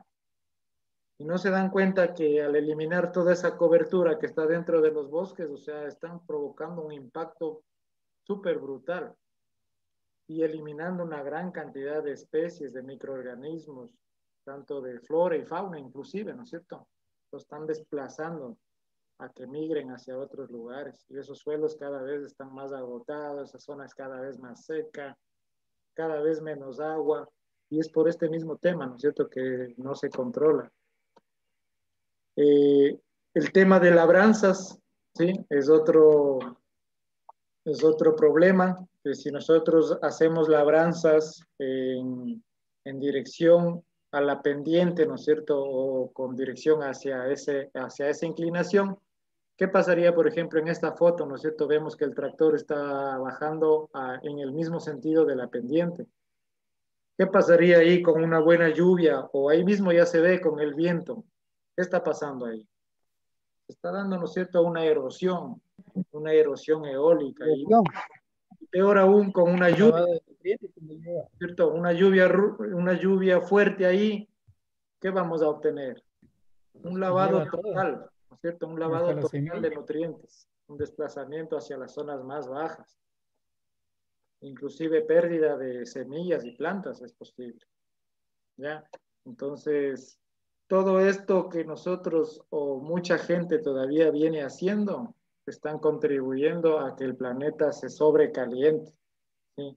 Porque como ustedes saben, el suelo y los árboles y todo lo que es la flora vienen a ser los pulmones del planeta, ¿no es cierto? Entonces, si el planeta se queda sin pulmones o cada vez se sigue afectando los pulmones, pues tenemos este problema de contaminación. Las prácticas más recomendadas para evitar este problema es la formación de terrazas, por ejemplo, ¿sí? Sobre todo si se tiene inclinación o pendiente. Pues, por ejemplo, miren aquí cómo se ha colocado ciertas barreras en modo de terrazas para que estas barreras igual ayuden a fijar nutrientes, y si es que aquí por escorrentía o por lluvia excesiva o por viento hay erosión, que esto se quede aquí nada más, ¿sí? En cada barrera. Entonces, que no llegue de la parte de aquí hacia la parte más baja. Entonces, la formación de terrazas, como ustedes saben, son técnicas igualmente antiguas, que han contribuido en el desarrollo de la agricultura, inclusive por conocimiento de los mayas, y eso se sigue aplicando hasta ahora, y se debe seguir aplicando aún más, ¿sí? Entonces se puede sembrar, por ejemplo, barreras vivas como son pastos de corte o ciertas especies de leguminosas que ayuden a fijar nutrientes y también a compensar la erosión, ¿cierto? Entonces se puede determinar ciertas distancias, ¿sí? O calculando los desniveles que se tengan para establecer estas barreras o estas terrazas. Aquí, por ejemplo, tenemos bueno, aquí hablaba, en esta anterior se hablaba del nivel tipo A, ¿sí? Que vemos en la imagen siguiente, en la cual nos ayuda a calcular los desniveles, ¿no es cierto? Entonces ahí vemos cómo se trabaja este nivel, y vemos que puede ser en pendientes de 1.5, de 2 metros inclusive, y ustedes van a ir cotejando para que este nivel indique que es lo más ideal para que no se lave o no se produzca esta erosión, ¿sí? Tenemos los surcos en contorno, también es otra forma de ayudarse a prevenir este problema. Las coberturas de los suelos es importantísimo. Acuérdense que ningún suelo debe estar descubierto. Lo que les decía, las barreras de árboles o arbustos, aparte de fijar nutrientes en el suelo, también va a servir de barreras, ¿no es cierto?, del viento o para prevenir la erosión mismo y llamar a ciertos... O sea, aquí va a hacerse un proceso hasta de simbiosis, porque a medida que nosotros tenemos un arbolito, es probable que también vayan llegando ciertas especies que van a ayudar a controlar, por ejemplo, problemas de plagas, ¿sí? O problemas de insectos. Entonces, tenemos también los abonos verdes, y ya vamos a ver qué son, o alguien me puede decir qué son los abonos verdes. Como ya vieron fertilización, sí deben saber, ¿no es cierto? ¿Qué es un abono verde? Es la incorporación vegetativa, Ya, puede ser de las leguminosas. Ya, exactamente, ¿no es cierto? Nosotros hacemos un cultivo y ese cultivo pues lo incorporamos posteriormente, al menos si es una leguminosa, pues va a servir bastante, ¿cierto? La incorporación de materia orgánica, pues acuérdense que mientras más materia orgánica nosotros vamos a mejorar la capacidad o la captación de humedad. Y lo que se está trabajando hoy bastante en agroecología es las labranzas cero o las labranzas mínimas. Dentro de esto, el componente que yo les hablaba para que sea una finca bien explotada, nosotros teníamos el componente agrícola, ¿no es cierto?, el componente pecuario y también el componente forestal. Y aquí hablamos de lo que es la agroforestería, que consiste en integrar la vegetación forestal dentro de los ciclos de los cultivos agrícolas. Entonces, la idea es mantener o mejorar el nivel de productividad de los sistemas a largo plazo, conservando todos esos recursos y mejorando la nutrición de los suelos. Entonces, este manejo va a estar orientado a proteger el suelo, a mantener el balance de los nutrientes, ¿cierto? Como siempre existen desbalance, por eso nosotros siempre vamos a estar incorporando nutrientes para nuestras plantitas o nuestros cultivos. Entonces, es importante mantener ese nivel de producción, ¿sí? Pues cada vez con todas estas técnicas que nosotros vamos implementando, nosotros vamos a tener suelos más nutridos, suelos más eficientes, mayormente acumulados de materia orgánica que van a favorecer todos esos procesos bióticos dentro del suelo, ¿no es cierto? Dentro de los beneficios que se incorporan con los sistemas agroforestales son aprovechar, como les decía, los nutrientes y la humedad, mejorar las estructuras de los suelos, ¿sí? Pues ahí vamos a compensar este problema de estructuras. Se disminuye las velocidades del viento porque con las barreras nosotros desviamos este viento, haciendo que ya no pegue directamente sobre esos suelos o sobre esos cultivos que no tienen barreras, ¿sí? Se aumenta la temperatura del predio y se disminuyen los efectos de las heladas, ¿sí? Entonces, todo esto es importante considerar porque favorecen totalmente a la captación de humedad y también a proteger lo que les decía de la erosión eólica o la erosión hídrica. También vamos a incrementar la presencia de enemigos naturales para el control de plagas, ¿cierto? Yo les decía que si tenemos árboles o tenemos arbustos, es probable que lleguen por ahí ciertos aves o ciertos controladores biológicos que van a mejorar, ¿no es cierto?, estos cultivos, eliminando ciertas plagas. Se disminuye, como les dije, el efecto de la erosión eólica, ¿sí? Y se va a condicionar este tema de agroforestería a todo tipo de suelo. O sea, puede ser en la sierra, en el oriente, en la costa, en donde ustedes quieran, se puede agregar o incorporar este componente, ¿no es cierto?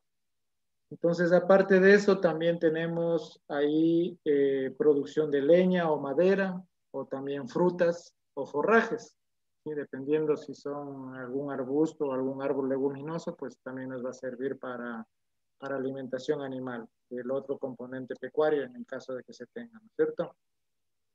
Dentro de las especies que nosotros consideramos para el sistema agroforestal, tenemos, por ejemplo, frutales o árboles mismo para madera o arbustos, ¿sí?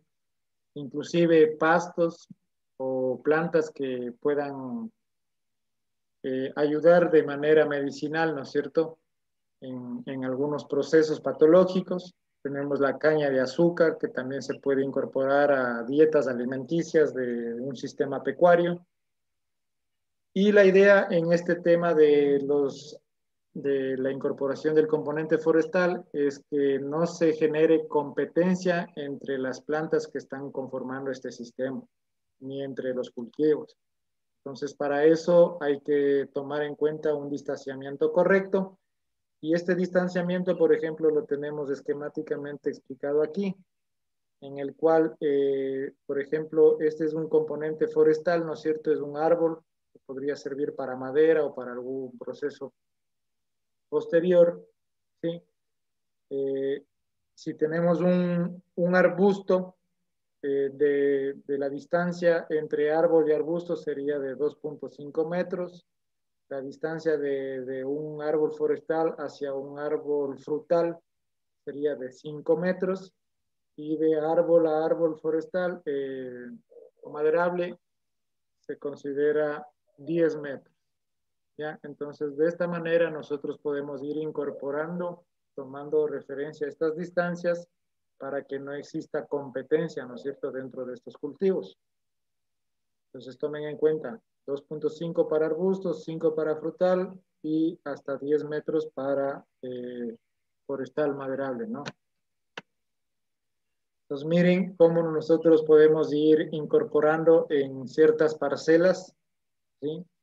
De esta forma nosotros vamos a elevar y a maximizar la eficiencia de nuestros cultivos y de nuestros suelos, mejorando la presencia de más nutrientes, de más materia orgánica, porque estos arbolitos van a botar, ¿no es cierto?, hojas. Esas hojas se van a convertir en materia orgánica. Esa materia orgánica va a ser aprovechada por los microorganismos y esos microorganismos van a producir mayor nutrientes que van a servir para nuestros cultivos.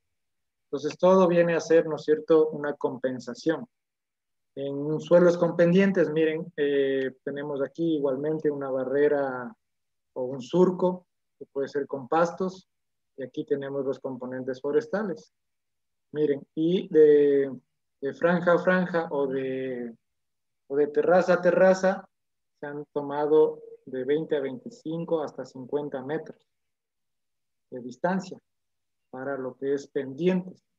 Entonces, de esta forma nosotros tenemos lotes o terrazas individualizadas, pero que van a mejorar totalmente las características de textura, estructura y contenido de humedad y materia orgánica por la presencia, ¿cierto? Además de fijar mayor nutrientes por estos componentes forestales.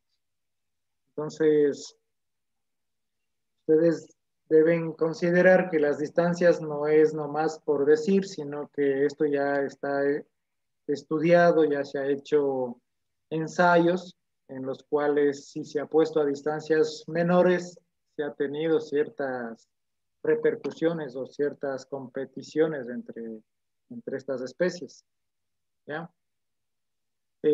También hablamos del cultivo mixto, que es de la especie forestal con las especies agrícolas, ¿no es cierto? Entonces, a la vez que se maneja cultivos con plantaciones de árboles, pero a un distanciamiento adecuado. La idea, como les dije, es mejorar la productividad del suelo, ¿sí? Haciendo que se mejoren las cosechas, inclusive en periodos más cortos, así como a futuro poder cosechar la misma madera de estos arbolitos.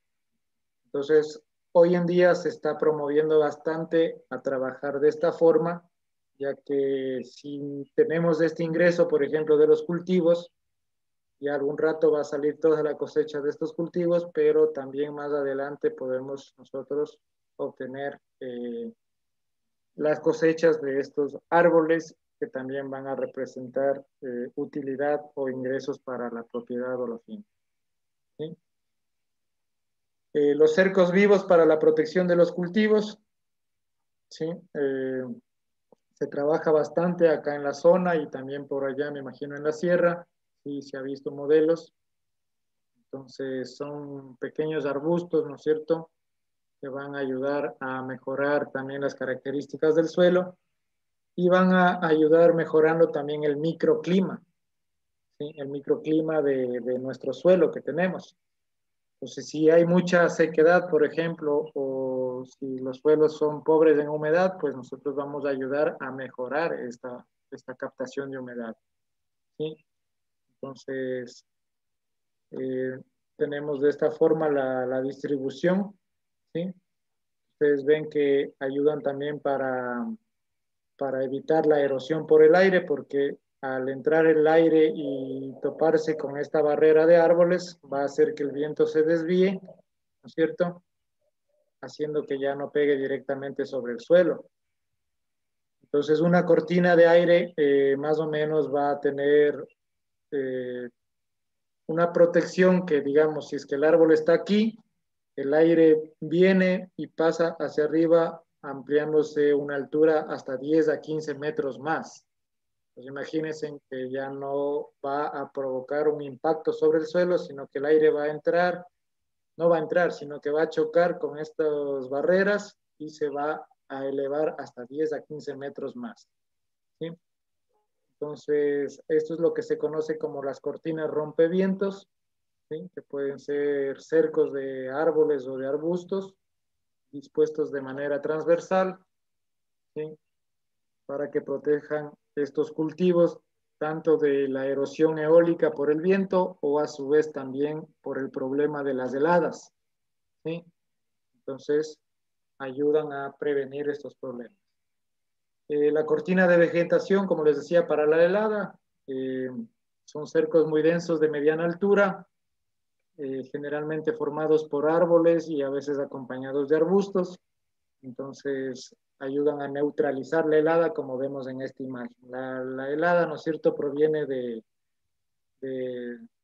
aire o de neblina que baja de las alturas, ¿sí?, pero al chocar con las barreras, esta es elevada hasta 10 a 15 metros más, disipándose hacia otros sitios, pero no entrando directamente en el cultivo y provocando ciertos efectos indeseables. Entonces, es aconsejable trabajar con estas barreras. Miren, ahí tenemos una imagen de lo que es la barrera, en este caso es en la sierra, lo que son eucaliptos. Acá abajo tenemos igualmente otros cultivos. Y acá igualmente en esta imagen, miren que aquí tenemos un componente agrícola, un componente pecuario y un componente forestal. Entonces, esa es la idea, ¿no es cierto?, de ir trabajando con estas técnicas para mejorar el suelo.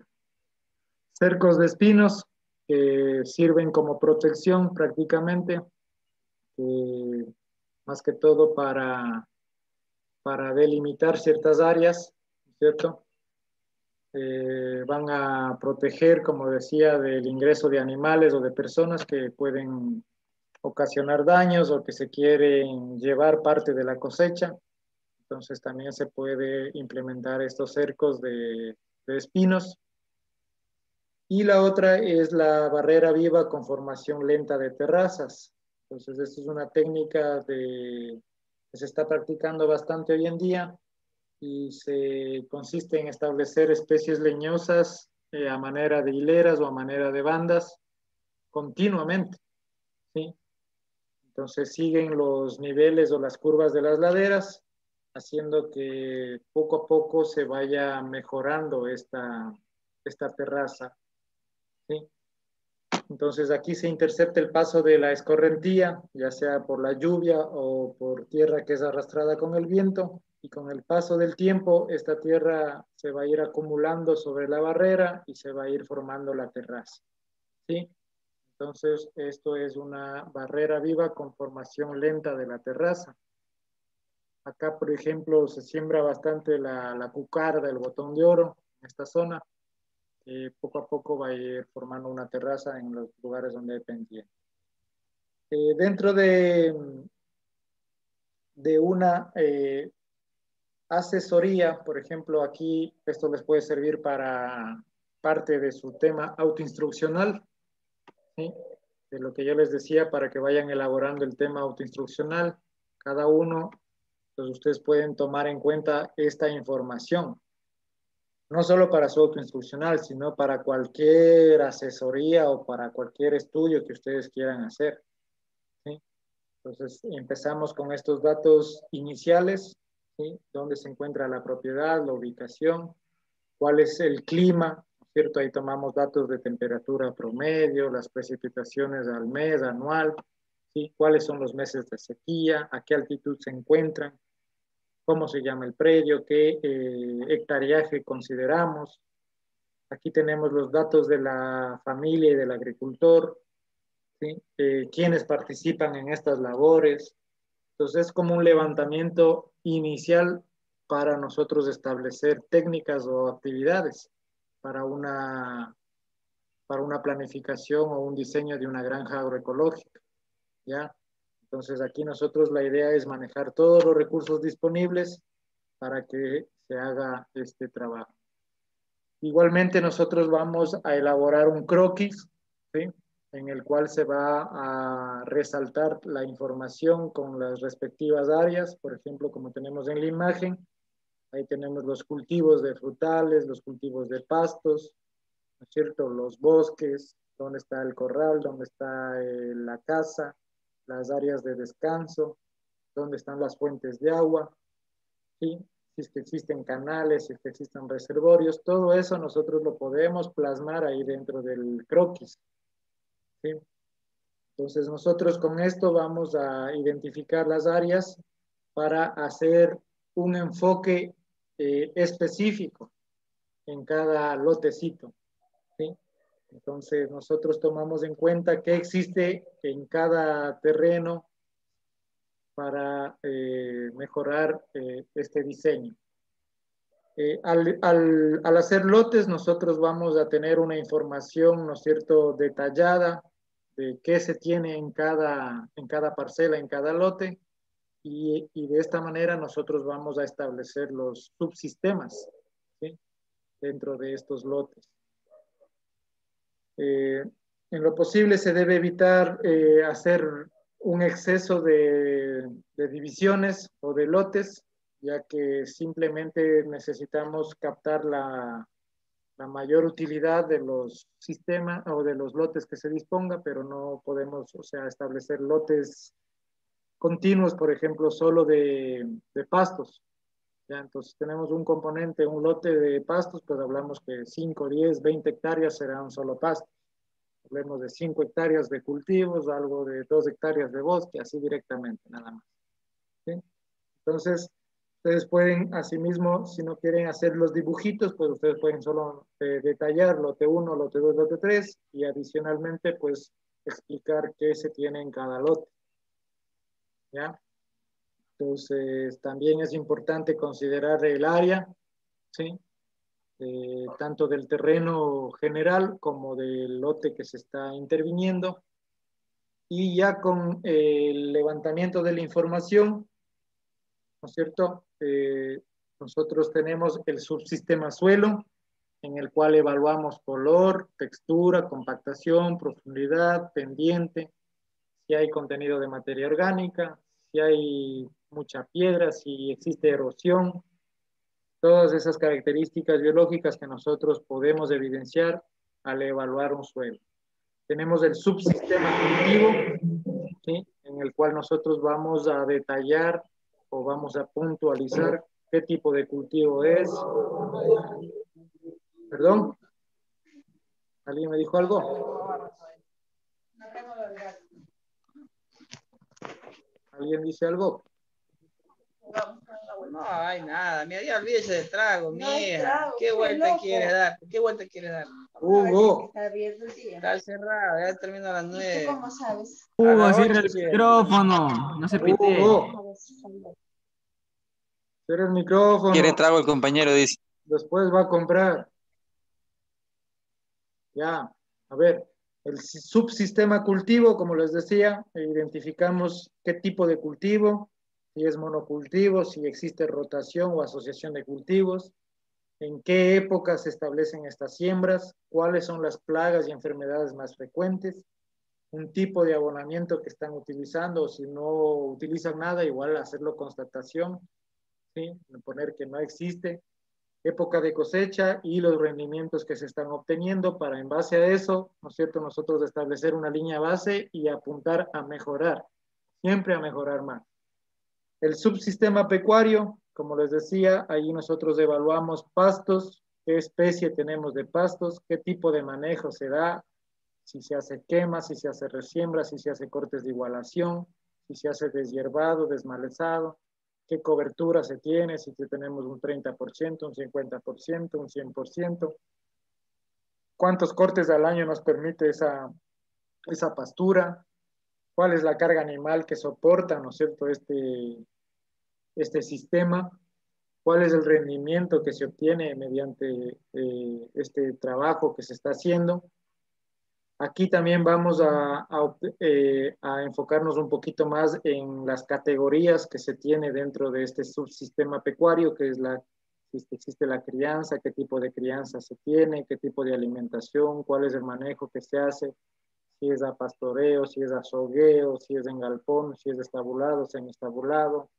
Asimismo, puntualizar cuáles son los problemas o enfermedades más frecuentes, a quién se vende la producción, si es que es para consumo propio, si es que es para venta o si es para comercialización, qué hacen con el estiércol de este subsistema, ¿sí? ¿Están dando un tratamiento a estos purines, a estas orinas o no?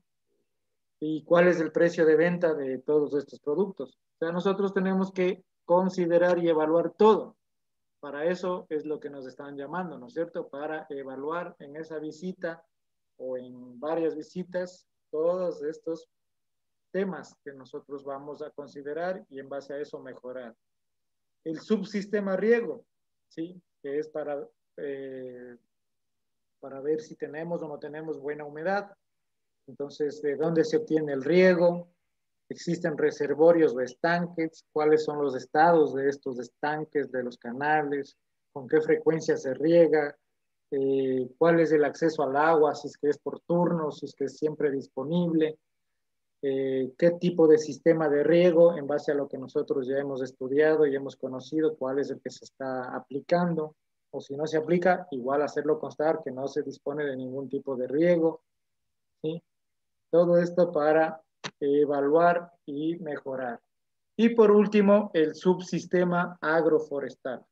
Entonces, dentro de ese subsistema, nosotros vamos a considerar cuál es el área de bosque, cuál es el estado de la plantación, cuáles son las especies predominantes, qué edad tienen estas plantas, cuál es el fin o el objetivo de este lote de agroforestería, ¿sí? Y cuál es el volumen de producción por hectárea esperado.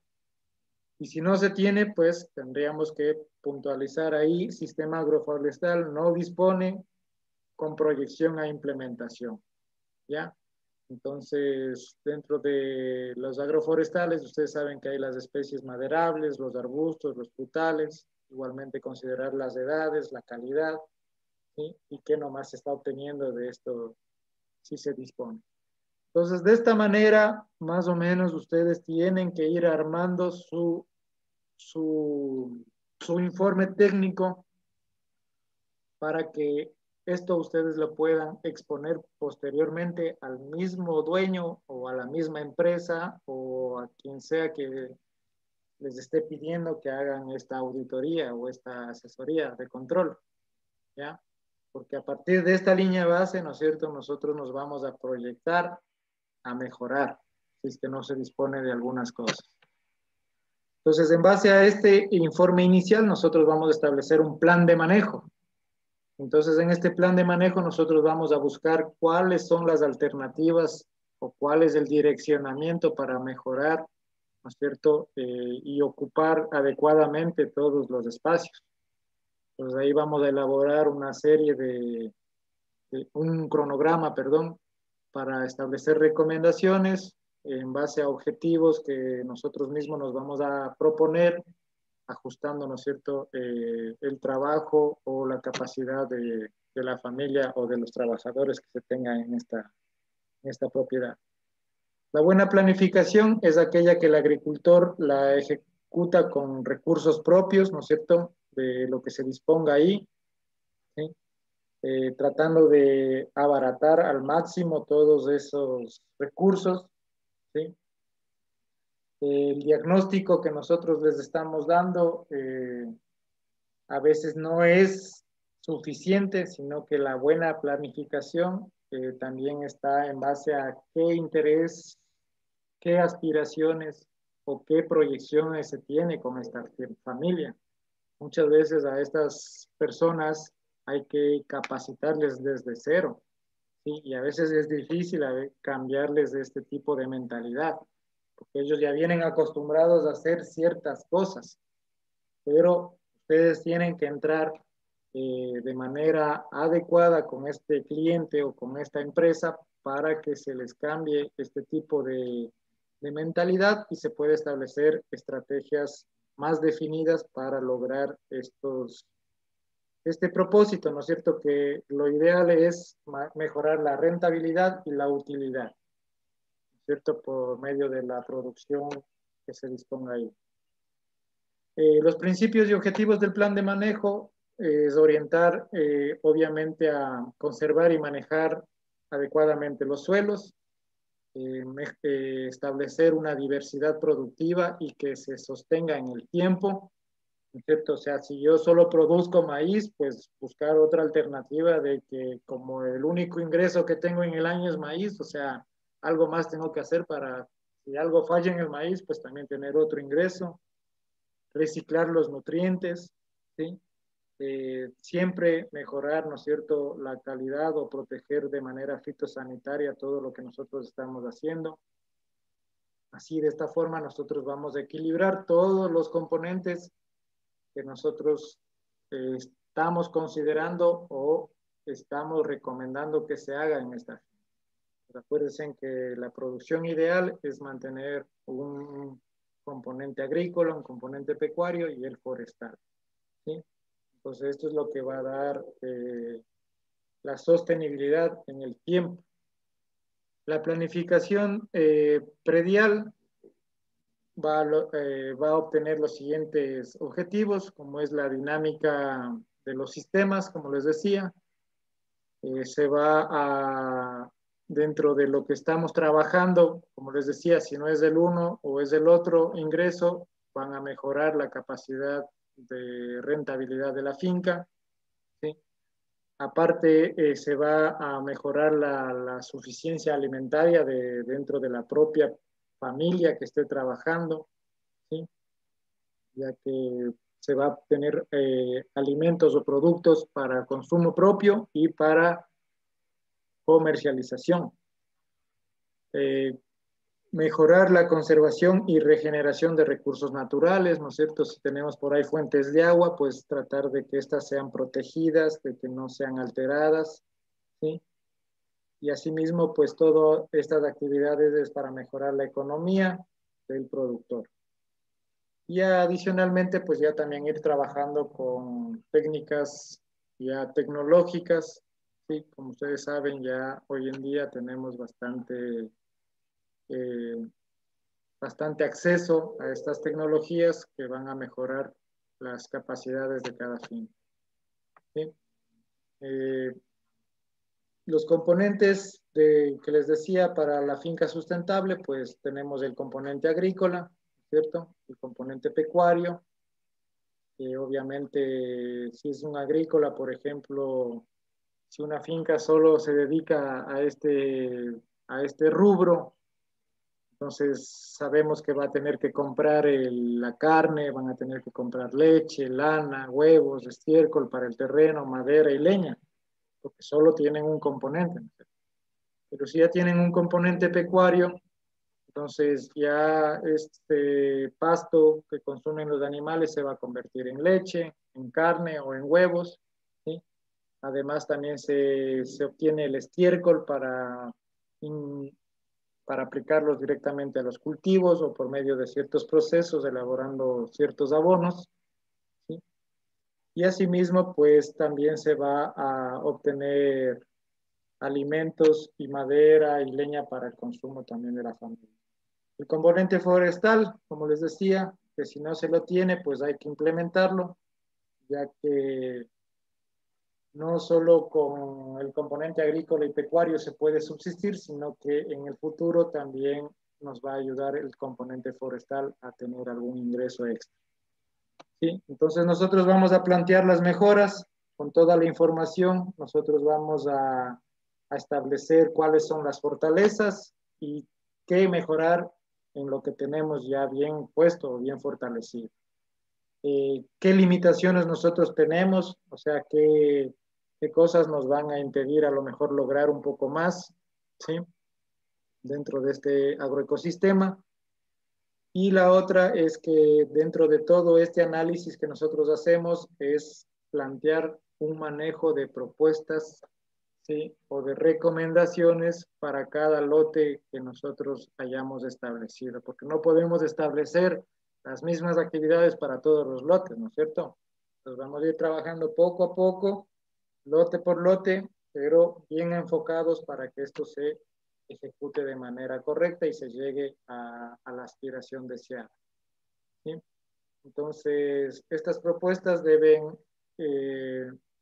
irse tabulando o sintetizando para que en conjunto con los propietarios o con las familias que se esté trabajando, se llegue a un buen acuerdo para lograr ejecutar este trabajo, ¿sí?